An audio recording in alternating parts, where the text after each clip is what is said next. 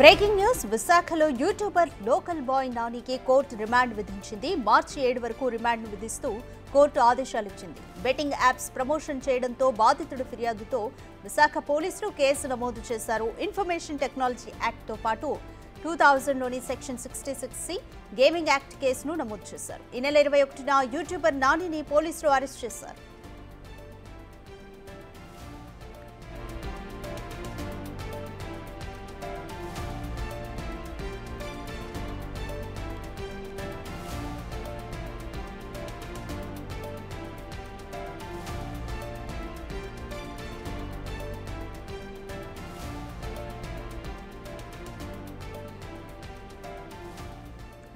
More details మా ప్రతినిధి రాజు అందిస్తారు. రాజు, ఇప్పటికే లోకల్ బాయ్ నాని తను చేసిన వీడియో చాలా ఓల్డ్ వీడియో అని, అయితే దానికి ఈ వీడియో చేసినందుకు కూడా క్షమాపణలు అంటూ కూడా చెప్పాడు. అయితే ఇప్పుడు ప్రస్తుతం కోర్టు అయితే రిమాండ్ విధించింది. కంప్లీట్ డీటెయిల్స్ ఏ విధంగా ఉన్నాయి?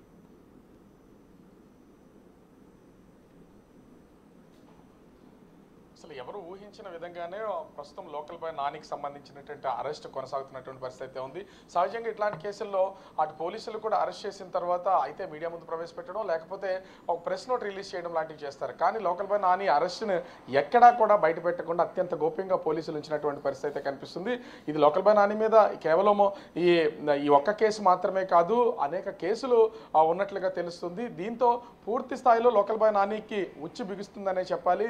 ముఖ్యంగా చూస్తే అటు బెట్టింగ్ యాప్స్ని ప్రమోషన్ చేసినటువంటి దానిలోనే ఈ కేసు అయితే నమోదైంది. అయితే దీనికి సంబంధించి అనేకమైనటువంటి సెక్షన్స్ని ముందు ఇచ్చినటువంటి పరిస్థితి ఉంది. అయితే కేసు నమోదు చేసి అరెస్ట్ చేసినటువంటి సమయంలో కేవలం 112 కేసు మాత్రమే, అంటే ఇది కేవలం ఆ పెట్టి కేసు మాత్రమే ఇది నమోదు చేసినటువంటి పరిస్థితి ఉంది. ప్రస్తుతం 111(2) చీటింగ్ కేసు, అదేవిధంగా 112 పెట్టి కేసు, తర్వాత 318 ఎలక్ట్రానిక్ ఫోర్జరీ, ముఖ్యంగా చూస్తే ఎలక్ట్రానిక్స్ సంబంధించినటువంటి డాక్యుమెంట్స్ ఫోర్జరీ, 319 ముఖ్యంగా పర్సనల్ చీటింగ్, 46 రెడ్ విత్ 61/2 ఈ కేసులను అయితే నమోదు చేసినటువంటి పరిస్థితి అయితే ఉంది. దీంతో పాటుగా అంటే ఇవన్నీ కూడా ఒక విధంగా చెప్పాలంటే బెయిలబుల్ కేసులే. అదేవిధంగా 2000లో వచ్చినటువంటి information టెక్నాలజీలోని section 66C section 66D ఈ రెండింటికి మాత్రం ఎట్టి పరిస్థితుల్లో బెయిల్ వచ్చే అవకాశం అయితే లేదు. ఎందుకంటే ఇవి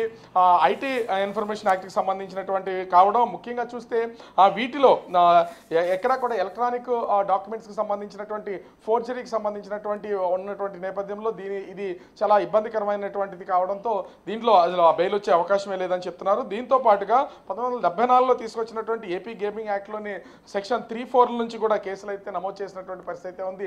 21వ తేదీన యూట్యూబర్ నానిని పోలీసులు అయితే అరెస్ట్ చేసిన తర్వాత మ్యాజిస్ట్రేట్ ముందు హాజరుపరిచినటువంటి నేపథ్యంలో మార్చి 7వ తేదీ వరకు కూడా యూట్యూబర్ నానికి రిమాండ్ విధించినటువంటి పరిస్థితి కనిపిస్తుంది. అయితే బెయిల్కి ప్రయత్నించినటువంటి నేపథ్యంలో బెయిల్ ఇవ్వడానికి గౌరవ జడ్జి కూడా నిరాకరించినటువంటి పరిస్థితి ఉంది. ఎందుకంటే ఈ గేమింగ్ యాక్ట్స్ వల్ల అనేక మంది తీవ్రంగా మానసికంగా ఇబ్బందులు పడుతున్నారు, ఆర్థికంగా కోల్పోతున్నారు, కోట్ల రూపాయలు లక్షల రూపాయలని వీళ్ళందరూ కూడా అప్పులు తీసుకొచ్చి మరి వాళ్ళ జీవితాలు నాశనం చేసుకుంటున్నారు. ఇట్లాంటి కేసులకు సంబంధించి చాలా కఠినంగా వ్యవహరించాలంటూ వ్యాఖ్యానించినటువంటి పరిస్థితి కనిపిస్తుంది. అయితే లోకల్ బాయ్ నానికి సంబంధించి ఈ ఒక్క కేసే కాదు, గతంలో ఉన్నటువంటి అనేక కేసులకి సంబంధించి ఒక్కొక్కటి కూడా ప్రస్తుతం అయితే పోలీసులు బయటకు తోడుతున్నటువంటి పరిస్థితి ఉంది.